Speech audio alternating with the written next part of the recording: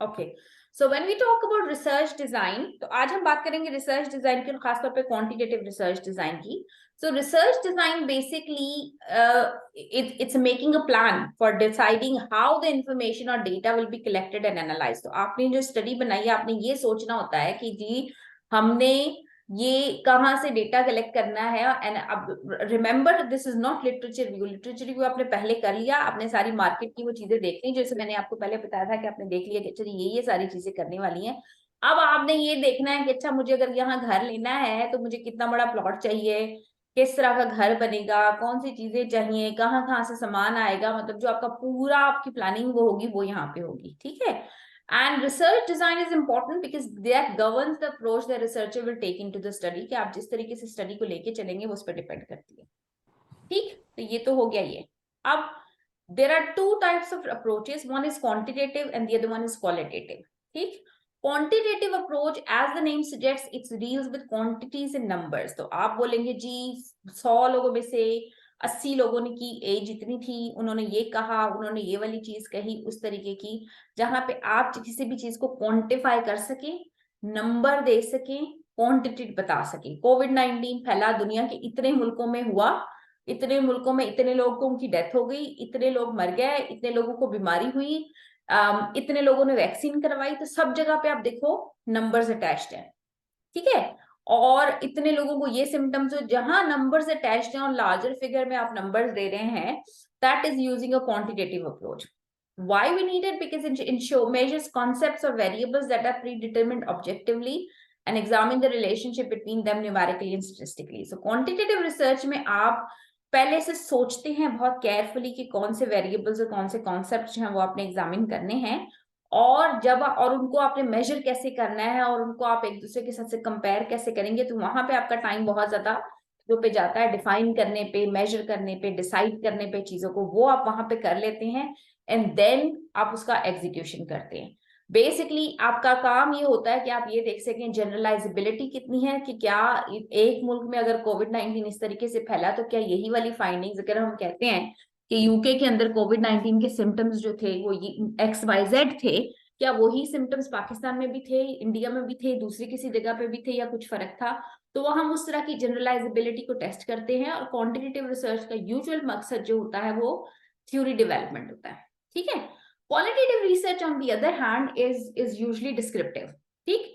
अब हम कोशिश करते हैं कि किसी भी एक फिनोमेना को लेके उसको डिस्क्राइब कर सकें विद इन द कॉन्टेक्स्ट के जिसमें वो चीज हो रही होती है, लोगों के बिलीव्स को या उनकी जज्बात को या एहसासात को, या कोई भी ऐसी चीज के जिसको आप नंबर नहीं दे सकते, जिसको आप क्वांटिफाई नहीं कर सकते, तोल नहीं सकते, नाप नहीं सकते, वो हम उसमें देखने की कोशिश करते हैं. ठीक है.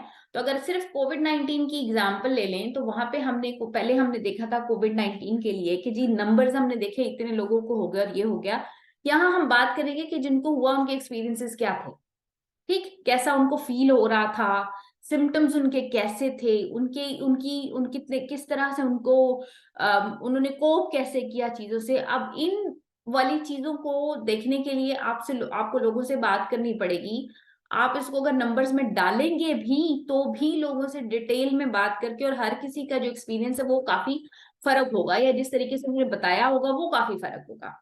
और यहाँ पे मकसद ये होता है कि आप जनरलाइज नहीं करना चाहते, मतलब जो लोग एक मुल्क में रह रहे हैं या एक शहर में एक जगह पे रह रहे हैं, उनकी एक्सपीरियंसेस किसी दूसरे की तरह से नहीं हो सकते, लेकिन वो बेसिकली आपको हेल्प करता है ये देखने के लिए कि चल क्या रहा है, लोगों के एक्सपीरियंसेस कैसे. और क्वालिटेटिव रिसर्च का मकसद यूजुअली होता है थ्योरी डेवलप करना, और क्वांटिटेटिव रिसर्च उसी थ्योरी को टेस्ट करती है. ठीक है. ये समझ में बात आ गई. So I think these are the two things which are important to understand. Yes. अगर आप रिसर्च कंटिन्यूम में देखें तो क्वालिटेटिव रिसर्च और क्वांटिटेटिव रिसर्च को हम देखें तो qualitative research focuses on unknown, कि जहां पे हमें नहीं पता. Quantitative research focuses on known issues. तो यूजुअली क्वालिटेटिव रिसर्च पहले ऐसे टॉपिक्स पे जहां हमें ज्यादा नहीं पता हो चीजें, हम पहले कंडक्ट करते हैं क्वालिटेटिव रिसर्च, ताकि हमें वो चीजें पता चले जिसके जरिए से हम फिर इंस्ट्रूमेंट्स, ये क्वेश्चनर्स के डेवलप करके फिर उसको क्वांटिटेटिव रिसर्च के थ्रू चेक करें. क्वालिटेटिव रिसर्च के अंदर आपके पास डेटा ज्यादातर वर्ड्स में होता है, जबकि क्वांटिटेटिव रिसर्च में डेटा आपके पास नंबर्स में होता है। क्वालिटेटिव रिसर्च में आप मीनिंग्स को सर्च करते हैं, देखते हैं कि किसी भी चीज का मतलब क्या है मुख्तलिफ लोगों के हिसाब से, और क्वांटिटेटिव रिसर्च आपको ये बताती है कि ट्रेंड्स कैसे चल रहे हैं, कौन सी चीज किस तरफ जा रही है। Researchers interact with people being studied, qualitative research के अंदर कि जिनके साथ आप कर रहे होते हैं स्टडी, उनके साथ आप इंटरेक्ट कर रहे होते हैं। और क्वांटिटेटिव रिसर्च में रिसर्चर यूजली लोगों के साथ इंटरेक्ट नहीं कर रहा होता, लेकिन उससे पहले ही से इस तरह से चीजें कलेक्ट करनी होता है इन्फॉर्मेशन के, जहां पे वो आराम से जो डेटा उसको मिल रहा है वो वहां से ले सके, और उसका 1-to-1 इंटरेक्शन बहुत कम होता है। ठीक है। क्वांटिटेटिव रिसर्च की जहां तक बात आती है, so it's a formal objective systematic process, जहां पे आप न्यूमेरिकल डेटा, जो नंबर्स वाला डेटा है वो आप लेते हैं और उसको आप देखने की कोशिश करते हैं और एक्सप्लेन करने की कोशिश करते हैं इश्यू को जो आप स्टडी कर रहे हैं। जो कैरेक्टरिस्टिक्स हैं उसकी क्या है, एक तो ये ऑब्जेक्टिविटी, रिसर्चर जो कलेक्ट करता है डेटा वो इस तरह से करता है कि उसका खुद का इन्फ्लुएंस उसके ऊपर कम से कम हो। तो जैसे अगर आप ये देखने जाएं कि अगर फॉर एग्जाम्पल नर्सेस का एक्सपीरियंस हॉस्पिटल में बुलिंग या हरासमेंट का क्या है, तो आप कोई डिजाइन, और हो सकता है आपके अपने एक्सपीरियंसेस बहुत बुरे रहे हो, लेकिन आप जो डेटा कलेक्शन का टूल जो बनाएंगे या जो चीजें करेंगे उसमें आपके अपने इंस्ट्रूमेंट्स इतने नहीं लगेंगे, आप कोई क्वेश्चनर दे देंगे जिसको लोग फिल करके वापस करेंगे आपको। तो मतलब ऑब्जेक्टिवली आप ये बोल सकते हैं कि 100 में से 80 लोगों ने ये कहा, ठीक है, और उसमें आपका इन्फ्लुएंस इतना ज्यादा नहीं होगा। हार्ड डेटा यूज होता है, data which can be measured और क्वांटिफाइड इन सम वेज, नंबर्स में उसमें आप कर सकते हैं, मीन वगैरह दूसरी चीजों के हिसाब से कर सकते हैं। स्टेटिस्टिक्स, जो रिजल्ट्स आते हैं स्टडी के क्वांटिटेटिव अप्रोचेस को यूज करने से, वो आप एक न्यूमेरिकल फॉर्म में प्रेजेंट करते हैं, ग्राफ्स के जरिए से, टेबल्स के जरिए से, नंबर्स के जरिए से, स्टेटिस्टिक्स इस्तेमाल करते हैं, मीन वगैरह निकालते हैं, मल्टीपल रिग्रेशन एनालिसिस करते हैं, मुख्तलिफ चीजें करते हैं जहां पे नंबर्स के साथ प्ले करके आप उसको एक्सप्लेन करने की, मैथ्स के साथ प्ले करके आप उसको एक्सप्लेन करने की कोशिश करते हैं। ठीक है, ये हमने बात की। तो क्वांटिटेटिव रिसर्च के अंदर आपके जो मेन स्टेप्स होते हैं उसमें आपका सबसे पहला जो आपका स्टेप है वो है हाइपोथेसिस जनरेशन। अब ये ऊपर दिख नहीं रहा है, एक हाइपोथेसिस से ऊपर वाला पॉइंट नहीं दिख रहा है, मुझे नहीं दिख रहा है कम से कम। थ्योरी है theory, okay, theory so you know whatever theory is available, जैसे कोई आपके पास थ्योरी है एस्टेब्लिश्ड एस्पेक्ट, जैसे आप ये बोलें कि एकेडमिक जो प्रेडिक्टर्स हैं या एकेडमिक क्वालिफिकेशन लोगों की असर डालती है लोगों की एकेडमिक परफॉर्मेंस के ऊपर, ठीक है। या आप ये बोलें कि जैसे हम लंबर पंक्चर और बेड रेस्ट वाली एग्जांपल लास्ट टाइम देख रहे थे कि जो लोग बेड रेस्ट जिनको मिला है for example after lumbar puncture, वो ज्यादा जल्दी ठीक होते हैं एज अपोज टू उनके जिनको नहीं मिला। ठीक, तो ये आपकी एक तरह से आपने वो उस पर आप उसको देखने की कोशिश करते हैं कि क्या ऐसा ही वाकई है या नहीं। तो सबसे पहला काम है हाइपोथेसिस या रिसर्च क्वेश्चन डेवलप करना, फिर आप रिसर्च डिजाइन डेवलप करते हैं, फिर आप उसको ये देखते हैं कि ये कॉन्सेप्ट आप मेजर किस तरह से करेंगे, कहाँ पर करेंगे, कौन कौन लोग आपके पास होंगे जिनके साथ आप इंटरेक्ट करेंगे और जो या जिनसे आप डेटा कलेक्ट करेंगे, किस तरह का रिसर्च इंस्ट्रूमेंट या क्वेश्चनर या डेटा आप कलेक्ट कैसे करेंगे, कौन से मीन से करेंगे, फिर उस डेटा को एनालाइज करके and then you write up your findings. So these are the main steps in qualitative research. ठीक है, सो सबसे पहले हाइपोथेसिस। हाइपोथेसिस बेसिकली जैसे रिसर्च क्वेश्चन है उसी तरह का है, लेकिन ये लिखा जाता है डिफरेंट तरीके से। रिसर्च क्वेश्चन में आप एक ओपन एंडेड क्वेश्चन पूछते हैं और कहते हैं जी is X related to Y, और हाइपोथेसिस में आप उसी को एज अ स्टेटमेंट के कॉन्टेक्स्ट में एक्सप्लेन करते हैं और बताते हैं कि किसी भी चीज की प्रपोज एक्सप्लेनेशन क्या है। ठीक है, a well defined hypothesis crystallizes the research question and influences the statistical test that will be used in analyzing the result. तो अच्छे तरीके से जो बनी हुई हाइपोथेसिस होती है वो न सिर्फ ये बताती है कि डिजाइन कौन सा यूज होगा, कौन से स्टैटिस्टिकल टेस्ट यूज होंगे और आपने डेटा कैसे एनालाइज करना है। तो दो तरह की हाइपोथेसिस है, वन इज नल हाइपोथेसिस, हमेशा आपने पढ़ा होगा इस चीज को। सॉरी, किसी ने कुछ कहा?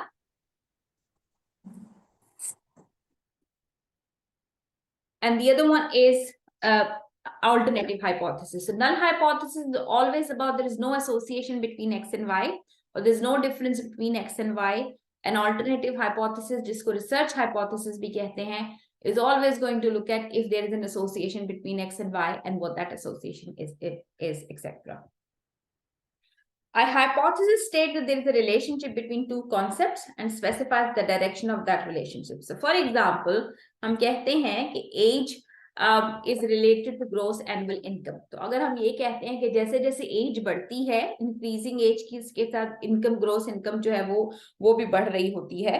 तो आपका जो एज और ग्रोस एनुअल इनकम है, ये है आपके कॉन्सेप्ट. बॉक्स के अंदर जो लिखे होते हैं ये कॉन्सेप्ट है जिनको आप मेजर करने की कर रहे हैं. The lines between the boxes are called relationship. तो अगर आप ये जो आपका एरो है ये आप देख रहे हैं कि इन दोनों के दरमियान रिलेशनशिप क्या, तो आप ये देखेंगे, हम ये देखना कर रहे हैं कि एज का इन्फ्लुएंस है ग्रॉस एनुअल इनकम के ऊपर. ठीक है. और hypothesis are composed of concept linked by the relationships. तो जो भी आपके कॉन्सेप्ट्स हैं वो आप उसको रिलेशनशिप आप उसका देख रहे हैं, तो वो that's what it is called a hypothesis. When it comes to design classification or seeing what sort of designs are used in quantitative research, there are different ways of classifying them. So for example, आपके पास descriptive study design है, correlational study design है, experimental studies design and quasi experimental study design, और एक एक की बात अभी करते जाते हैं. ठीक है. फिर आप उसको बाय पर्पस भी क्लासिफाई कर सकते हैं. तो एक तो ये कि आप क्वांटिटेटिव रिसर्च को देखें डिजाइन के जरिए से, कौन से डिजाइन हो सकते हैं, या आप देख सकें कि जी वजह क्या है, क्लासिफिक उसका पर्पस क्या है.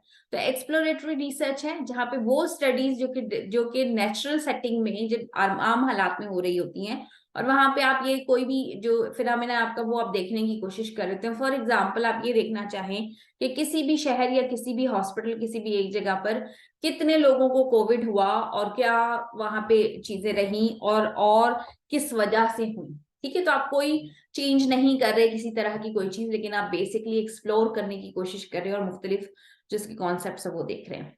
डिस्क्रिप्टिव रिसर्च सिर्फ और सिर्फ ये बताती है कि जी मुख्तलिफ जो पॉपुलेशन पैरामीटर्स आप देख रहे हैं उनका आपस में रिलेशनशिप क्या है और वहां पे हो क्या रहा है. ठीक है. तो जैसे अगर आपको मैं ये कहूं कि एक बिल्डिंग को डिस्क्राइब करें, तो आप बोलेंगे कि जी 2 मंजिला बिल्डिंग है, इसमें 4 कमरे हैं, 10 खिड़कियां हैं, 8 दरवाजे हैं, XYZ. तो आपने एज इट इज एक्सप्लेन कर देना है कि जो आप देख रहे हैं, you are not trying to say anything else उसके बारे में. ठीक है. जो आप देख रहे हैं वो ये आप प्रेजेंट कर रहे हैं. फिर आपके पास आ जाती है एक्सप्लेनेटरी रिसर्च की, जहां पे जिसको एक्सपेरिमेंटल रिसर्च भी कहते हैं, जहां पे आप ये देखने की कोशिश करते हैं कि क्या एक और दो चीजों के बीच में कॉजल रिलेशनशिप है या नहीं, क्या एक ही वजह से भी हो रहा है या नहीं. तो जैसे फॉर एग्जाम्पल अगर हम ये कहें कि विटामिन डी डेफिशिएंसी की वजह से कोविड-19 हो रहा है या नहीं हो रहा. ठीक है. या कोविड-19 की वजह से आई डोंट नो कोई चीज उठाओ जिसको बोलो कि रेस्पिरेटरी जो इन्फेक्शन है, या कोविड-19 की वजह से मायोकार्डियल इन्फेक्शन का रेट्स बढ़ रहे हैं. ठीक है. अब आप ये देखने की कोशिश करेंगे कि क्या वाकई ऐसा है, और है तो ये कैसे हो रहा है. तो अगर आप एक्सप्लोरेटरी रिसर्च में जहां आप देखें इसी क्वेश्चन को, तो आप देखेंगे कि अच्छा जी कोविड-19 कितने लोगों को हुआ, कितने लोगों को मायोकार्डियल इन्फेक्शन कितने लोगों को हुआ, कोई दूसरी कितनी सारी चीज थी. तो आप वो एक्सप्लोर करने की थोड़ा सा करने की बताएंगे, देखेंगे. डिस्क्रिप्टिव रिसर्च में आपने सिर्फ डिस्क्राइब कर देना है कौन सी कैसी चीजें हुई. एक्सप्लेनेटरी रिसर्च में आप अपनी इस थ्योरी को कि हाँ जी जिनको कोविड-19 होता है उनको तो मायोकार्डियल इन्फेक्शन होता ही होता है, या मायोकार्डियल इन्फेक्शन जिनको होता है उनको कोविड-19 हुआ ही होता है हमेशा. आप उसमें वो और रीजंस और चीजें अपनी बताएंगे, ये एक्सप्लेन करने के लिए कि आप यहाँ पर किस तरीके से पहुंचे हैं. फिर आप एलिमेंट ऑफ टाइम के जरिए से भी क्लासिफाई कर सकते हैं क्वांटिटेटिव रिसर्च को. तो it can be a retrospective study और प्रोस्पेक्टिव स्टडीज. रिट्रोस्पेक्टिव स्टडीज वो होती हैं जहां पे जो काम है वो ऑलरेडी हो गया है और आपने उसको बैक में जाके पास में जाके देखना है कि किस तरह से हुआ. ठीक है. तो जैसे अगर हम कोविड-19 और एमआई की बात करें, कोविड-19 ऑलरेडी हो गया, एमआई लोगों को जो चीजें जो होनी थी वो हो गई. अब आप पिछला डेटा उठाएं और जाके पीछे देखें कि कितने लोगों को क्या हुआ और किस तरीके से कौन सी चीज हुई. तो उस डेटा के जरिए से आप उसको एग्जामिन करने की कोशिश करें और देखें. और प्रोस्पेक्टिव स्टडीज ये हैं कि अब आप ये बोलें कि अब से ऑनवर्ड जितने लोगों को कोविड-19 होगा तो हम उनको देखेंगे कि उनको उनमें से कितनों को मायोकार्डियल इन्फेक्शन हो रहा है या नहीं हो रहा. Prospective is going ahead in time and retrospective going back in time. ठीक है. यहां तक ठीक है. कोई सवाल पूछना है? जी मैम ठीक है. No madam. Okay, so descriptive design जैसे पहले कहा, अब उसमें जो डिस्क्रिप्टिव डिजाइन्स के अंदर जो वजह जो आपकी होती है या जो कोशिश आप कर रहे होते हैं इस डिजाइन में, वो ये कि आप करंट डिस्क्रिप्शन प्रोवाइड करते हैं सिचुएशन की। जैसे मैंने आपको कहा कि मैंने आपको कहना जी बिल्डिंग डिस्क्राइब करें, तो आपने वो डिस्क्राइब कर दी। यूजुअली जो इन्फॉर्मेशन जो ली हुई होती है लोगों के बारे में, वो बताते हैं कि जी हो क्या रहा है, कितने लोग थे, क्या प्रैक्टिसेस थी, कौन सी चीजें हो रही थी, हेल्थ के, मतलब बेसिकली आपने सिचुएशन डिस्क्राइब करनी है। और हेल्थ के अंदर अगर हम करते हैं तो that basically can relate to measuring health, health related activities, health care needs और हेल्थ केयर एक्टिविटीज जो भी हो रही हैं, तो क्या हो रहा है और कितने लोगों का हो रहा है, किस तरह से हो रहा है, that's what you explain. To describe what is going on, what exist और why something is the way it is. ठीक है, और कुछ आप नहीं करते, आप सिर्फ चीजें एक्सप्लेन कर रहे होते हैं। कौन से design usually cross sectional study design की, जैसे सर्वेज वगैरह आपका वेरी कॉमन जो है वो आप देखते हैं, वो एक एग्जांपल है डिस्क्रिप्टिव डिजाइन की। लॉन्गिट्यूडनल स्टडी डिजाइन है कि जहां पे लेट्स सपोज कि आप बर्थ कोहॉर्ट को आप बोलें जी 2001 में जो लोग पैदा हुए हम उनको फॉलो करेंगे अगले आई डोंट नो 20 साल तक या 25 साल तक या 50 साल तक। हम ये देखेंगे कि उनमें से कितनों को जो है लंग कैंसर हुआ या फ्रैक्चर हुआ या कोई भी ऐसी चीज जो आपने देखनी है, तो आपने ओवर टाइम आप उसको देख लें। या आप बोलें कि जी अगर मैं आपको बोलूं कि आपने क्रॉस सेक्शनल डिजाइन आप ये देखें कि हमने ये देखना है कि एकेडमिक परफॉर्मेंस जो स्टूडेंट की है वो एकेडमिक जो वेरिएबल्स है उनकी एकेडमिक परफॉर्मेंस पे फर्क डालते हैं। तो हम ये देखेंगे कि अभी जो इनरोल्ड स्टूडेंट्स हैं अंडर ग्रेजुएट नर्सिंग स्टडीज के अंदर एक्स यूनिवर्सिटी के अंदर, अगले 3 सालों में हम उनका डेटा कलेक्ट करेंगे और हमने उनको, तो आपने एक ही दफा में डेटा कलेक्ट कर लिया, क्रॉस सेक्शनल डिजाइन है।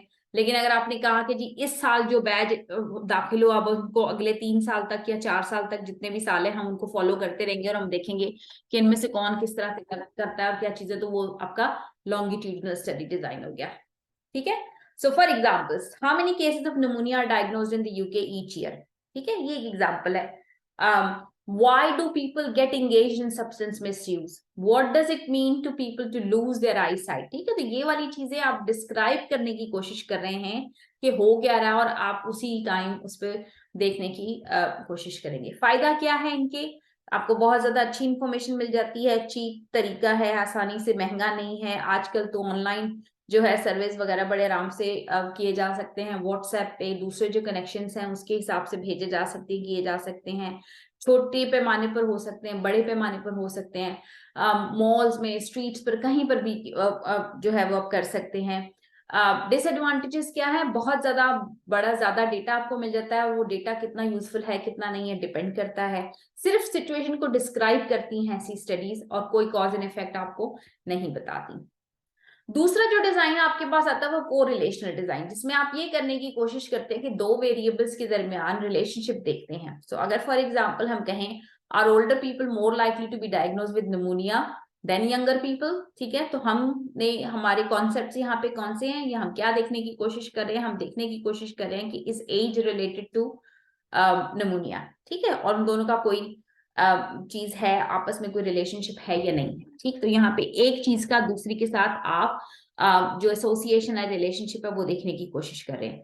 कोरिलेशन कैन बी पॉजिटिव, कि जहां पे अगर एक एज जैसे फॉर एग्जांपल बढ़ती है तो नमूनिया के number of people who have pneumonia उनको भी बढ़ जाए। So higher score on variable 1, higher score on variable 2। या अब पॉजिटिव का ये भी मतलब है कि लोअर स्कोर वेरिएबल 1 पे हो और लोअर स्कोर वेरिएबल 2 के ऊपर ही हो, तो दोनों एक ही डायरेक्शन में आपका जा रहा हो। And correlation can be negative, कि जहां पे अगर एक का स्कोर हायर है वेरिएबल 1 या 2 का, तो दूसरे का नेगेटिव हो, कम हो। ठीक है, तो फॉर एग्जाम्पल अगर हम इसको पॉजिटिव उसमें देखें, हायर स्कोर जैसे जैसे एज बढ़ती है number of people who have pneumonia increase हो जाए अगर, तो आप बोलेंगे there is a positive relationship between age and development of pneumonia, कि जैसे उम्र बढ़ती है ज्यादा लोगों को निमोनिया होने के चांसेस बढ़ जाते हैं। या हम बोले there is a positive relationship, negative relationship between age, no sorry, again it would be a positive relationship अगर आपका एज जैसे कम होती है तो निमोनिया भी के चांसेस भी जो है वो भी आपके उतने वो नहीं रहते। जब नेगेटिव भी हो सकता है कि जैसे एज बढ़ रही है लेकिन निमोनिया की डायग्नोसिस होने के चांसेस कम हो रहे हैं। और जैसे एज, तो मतलब इट कुड बी पॉजिटिव और negative depending on what is it that you are trying to understand. फायदे और नुकसान क्या है, बेसिकली ये आपको देखने में मदद करता है कि दो वेरिएबल्स जो एक दूसरे के साथ कैसे रिलेटेड हैं, और आपको प्रिडिक्शंस करने में और ये देखने में हेल्प करता है कि जी किस तरह से आप ये देख सकते हैं कि अगर ये होगा तो इसकी वजह से ये हो रहा होगा। ठीक है, अगर कोविड-19 की अगर हम बात करें तो जैसे जैसे old age is related to कोविड-19, तो जैसे उम्र बढ़ेगी लोगों में कोविड-19 होने के चांसेस ज्यादा होंगे। तो क्या ये सही है या इसको किसी दूसरे तरीके से देखना है, और वाइस वर्सा। सो आपको प्रिडिक्ट करने में भी हेल्प करती है कि आपको कौन से ग्रुप्स और कौन से लोगों के ऊपर ज्यादा फोकस करना है और कौन से पे नहीं करना। लेकिन ये यूजली कॉज एंड इफेक्ट आपको नहीं बताता, सिर्फ डायरेक्शन बता रहा होता है, सिर्फ चीजें बता रहा है। तो कॉज एंड इफेक्ट देखने के लिए आपको उससे ज्यादा, जैसे अगर आप ये बोले कि कोविड-19 there is a positive relationship between covid and deaths for instance, ठीक है, कि जितने लोगों को कोविड-19 हुआ उतने उनमें मरने के चांसेस के ज्यादा है। लेकिन वो आपको ये नहीं बताएगा कि क्या ये वाकई ऐसा हो सकता है उसमें से लोग सिर्फ कोविड-19 की वजह से ना मरे हों, कोई दूसरी चीज हो कुछ, और क्या हुआ हो किस तरह से। तो वो आपको कॉज एंड इफेक्ट नहीं बताता, लेकिन सिर्फ ये कि ये दो चीजें क्रूड लेवल के ऊपर ये दो रिलेटेड है, and that's what you can see. Experimental design, जैसे हमने कहा कि उसमें ये कि आप कुछ ये करने के देखते हैं कि जी वजह क्या है, यहाँ पे हो क्या है। तो these are randomised control trials और सिमिलर सॉर्ट ऑफ जो डिजाइन है वो इस्तेमाल होते हैं यहाँ पे, जहाँ पे आप ये देखते हैं कि अगर आपने किसी एक वेरिएबल को मैनिपुलेट किया, चेंज किया, तो क्या उसकी वजह से दूसरे पे फर्क पड़ता है या नहीं पड़ता। ठीक है, सबसे ज्यादा पावरफुल समझे जाते हैं क्वांटिटेटिव रिसर्च के अंदर। और ट्रू एक्सपेरिमेंट्स जिनको कहते हैं उसकी तीन क्राइटेरिया है, करेक्टरिस्टिक्स होती हैं। वन इज की मैनिपुलेशन, आपने कोई चीज आगे पीछे की हो, secondly randomisation, and third is control. ठीक, आपने कुछ वेरिएबल को मैनिपुलेट करके किसी एक चीज को कम या ज्यादा किया और उसको देख रहा हो दूसरे के ऊपर, आपने लोगों को रेंडमली असाइन किया हो ट्रीटमेंट और कंट्रोल उसके हिसाब से, और कोई ऐसा मेजर और कंट्रोल कंडीशन हो कि जो आपको ये बता रही हो कि जी इन दोनों चीजों के अंदर जो आप देख रहे हैं फर्क जो है वो वाकई है भी या आपको लग रहा है। So that's what defines experimental design. ठीक, एक एग्जांपल है यहाँ पे, आप इसको देख सकते हैं कि अगर आपके पास आप बिफोर एंड आफ्टर टाइप की चीजें देखते हैं, तो इंडिपेंडेंट जो भी आपका वेरिएबल है उसको आप लेके ग्रुप्स में लोगों को डाल देते हैं, एक्सपेरिमेंटल ग्रुप के अंदर और कंट्रोल ग्रुप के अंदर, और फिर आप उसकी मेजरमेंट बिफोर इंटरवेंशन लेते हैं और आफ्टर द इंटरवेंशन लेते हैं, और फिर उसके बाद उसको कंपेयर करके देखते हैं कि जी यहाँ पर हो क्या है। ठीक है, any question so far? No ma'am. Experimental design, again यहाँ पे भी आप वही सारी चीजें देख सकते हैं कि सबसे पहले आप एलोकेट करते हैं subjects to group using systematic controls and randomisation, कि आपने किसको कंट्रोल ग्रुप में डालना है, किसको एक्सपेरिमेंटल ग्रुप में डालना है। फिर आपने डिपेंडेंट वेरिएबल को पहले मेजर किया, फिर उसके बाद जो अपनी अपनी इंटरवेंशन आपकी डाली, और फिर उसके बाद आपने दोबारा से मेजर किया, और फिर आप उन दोनों मेजरमेंट्स को चेक करेंगे। तो जैसे बहुत सारे लोग आप अपनी नॉलेज वगैरह चेक कर रहे होते हो आफ्टर गिविंग एजुकेशनल सेशन, तो आप बेसिकली अगर उसमें ही रखें कि एक ग्रुप को दें एजुकेशन, एक को ना दें, और दोनों का प्री एंड पोस्ट का टेस्ट आप देखें, तो वो आपका एक्सपेरिमेंटल डिजाइन हो जाएगा। फायदा क्या है, इंटरनली वैलिड है, रिजल्ट जो है वो ज्यादा बहुत अच्छे तरीके से, क्योंकि बहुत रिगरस स्टडीज होती हैं, तो इफेक्ट ऑफ चांस या बायस या कंफाउंडिंग वो कम होता है। डिफिकल्ट इसलिए है कि एथिकल इश्यूज बहुत सारे हैं, मुश्किल होता है कंडक्ट करना, आसानी से नहीं की जा सकती, एथिकल अप्रूवल लेना काफी मुश्किल है। So these are usually complications with it. Quasi experimental design experiment ही की तरह होते हैं, लेकिन इसमें कोई एक एस्पेक्ट या रेंडमाइजेशन या मैनिपुलेशन या आपका कंट्रोल, कोई एक एस्पेक्ट मिसिंग होता है। ठीक है, so they involve manipulation of an independent variable, but they will lack either randomisation और control exercise in true experiment. ठीक है, तो आपका जो ट्रू एक्सपेरिमेंट नहीं हो सकता, क्योंकि वहां पे आपने या रेंडमाइजेशन सही तरीके से नहीं कर सकते होते, या आप उसको कंट्रोल नहीं सही तरीके से कर पाते, तो वहां पे इस वजह से आप इनको कॉजी एक्सपेरिमेंटल डिजाइन कहते हैं। इसमें मुख्तलिफ टाइप्स हैं, जिसमें non equivalent control group design, interrupted time series और कोहॉर्ट। मैं इनकी बहुत ज्यादा डिटेल में इसलिए नहीं जा रही कि मतलब I wanted to give you an overview of different designs. आप ये सारे इस्तेमाल नहीं कर रहे होंगे, लेकिन आपकी स्टडी के लिए कौन सा अप्रोप्रिएट जो आप देखें, फिर आप उसके हिसाब से देखेंगे, उसको ज्यादा पढ़ के उसको एक्सप्लेन करने की कोशिश करेंगे। So this slide just give you a little bit information about temporal direction of 3 study designs कि अगर आप देखें cohort studies, case control studies और cross sectional studies जो आपके 3 तरीके देखते हैं। कोहोर्ट स्टडीज फॉर एग्जांपल वो होती है कि जहां पे एक ग्रुप को आप देखते हैं और आप उसका ग्रुप को पिक करते हैं और उसका फिर आउटकम आप देख रहे होते हैं। सो फॉर एग्जांपल आप ये बोलें कि जी आपने कोहोर्ट उठाया है students who are enrolled in 2021 में जो स्टूडेंट्स एनरोल्ड हुए हैं हम उनको देखेंगे कि जी उनका एकेडमिक परफॉर्मेंस किस तरह से है। तो आपने उसको या उनमें से मैं कुछ और देखने की कोशिश कर रही हूँ उनके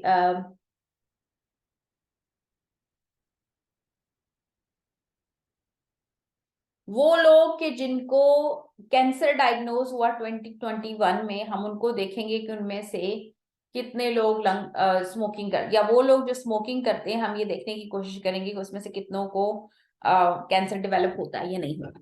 ठीक है, तो आपने ग्रुप पूरा एक उठाया है और अब वो आप कह रहे हैं कि स्मोकिंग करते हैं, स्मोकिंग आपका एक्सपोजर आपने वो ग्रुप उठा लिया और अब आप उसको जाके ये देखेंगे आगे कि उनमें से कितने लोग कैंसर डेवलप करते हैं या नहीं करते हैं। That's your cohort study. ठीक, कि आपने एक ग्रुप को उठा के और आप उसका एक्सपोजर उनका हो गया, आप उसका देखेंगे उनमें से कितनों को आउटकम आता है या नहीं आता। केस कंट्रोल स्टडी में ये कि आप ये बोलें कि जी आपने वही देखना है बेसिकली लंग कैंसर और स्मोकिंग का रिलेशनशिप, लेकिन उसमें आपने वो लोग उठाने हैं कि जो स्मोकिंग करते हैं और वो लोग उठाने हैं जो स्मोकिंग नहीं करते। ठीक है, फॉर इंस्टेंस, और आप उनको उनमें से देखेंगे कि कौन से डिवाइस, या दूसरी चीज ये कि आप उसमें केस कंट्रोल स्टडीज में ज्यादातर आपके पास वो लोग होंगे, सॉरी यहाँ पे मैं गड़बड़ कर रही हूँ, केस कंट्रोल स्टडी में आपके पास वो होंगे कि आप वो लोग उठाएंगे कि जिनको लंग कैंसर है और वो लोग उठाएंगे जिनको लंग कैंसर नहीं है। ठीक है, दोनों का एक्सपोजर पॉजिटिव है। लंग कैंसर है और लंग कैंसर नहीं है तो ग्रुप्स हाँ आपने, लेकिन और फिर आपने पीछे जाकर उनको देखना कि उनमें से कितने स्मोकिंग करते थे और कितने नहीं करते थे। जी जी। ठीक है, अब it depends how you design a study, it depends how you think of going it through. एक में आपने पूरा एक कोहोर्ट उठा के देखना है जी इनमें से कितने, अगर आप बोलेंगे जी 2021 में जितने बच्चे को या जो लोग जिनको प्रेग्नेंट खवातीन थी जिनको कोविड-19 हुआ था, हम ये देखेंगे कि उनकी जिंदगी पे या उनके बच्चे जो पैदा हुए हैं उन पे क्या फर्क पड़ता है। तो आपने वो पूरा कोहोर्ट उठा लिया और फिर आप उसमें से देखेंगे कितनों को क्या चीजें हो रही होती हैं कौन सा, तो आप वो लिखते चले जाएं। वेरेज अगर आप उसमें से उठाएं कि जिनको कोविड हुआ था जिनको उनको नहीं हुआ था और फिर उनको चीजें देखें या किसी एक पर्टिकुलर कंडीशन को उठा लें और फिर उनको पीछे जाके पूछेंगे जी अच्छा आपको कोविड हुआ था या नहीं हुआ था, तो then that gives you kind of expo, उस हिसाब से आप वो ले लेते हैं। That's the difference between two things.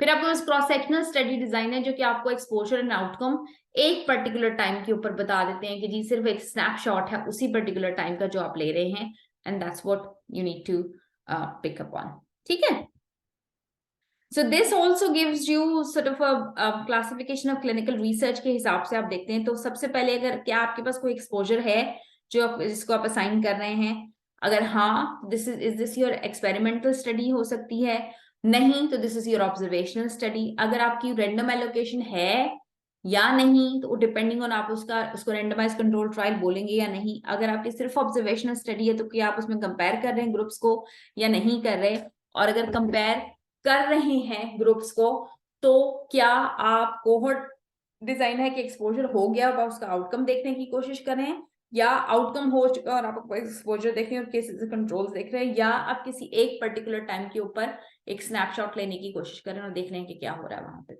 So all that limitations क्या है, it's difficult to understand human phenomena, जी का ह्यूमन बिहेवियर को देखना और समझना और करना काफी मुश्किल काम है। और आप सिर्फ वही चीजें देख सकते हैं जो आपको नजर आ रही हैं, ये जो कोई आपको बताएगा पूरी तरीके से आप फिर भी कोई चीज अंडरस्टैंड नहीं कर सकते। कुछ लोग बोलते हैं कि जी सवालों के जवाब कैसे लोगों ने दिए हैं उस पर डिपेंड करता है, सवाल पूछे कैसे गए हैं ऑब्जेक्टिविटी उस पर डिपेंड करती है।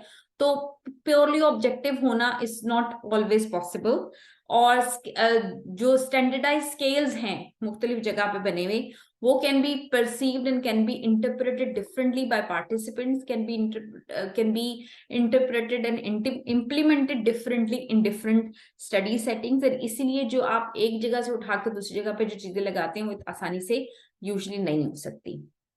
क्वांटिटेटिव रिसर्च क्यों करनी चाहिए? Because it provides data for many questions that arise during practice.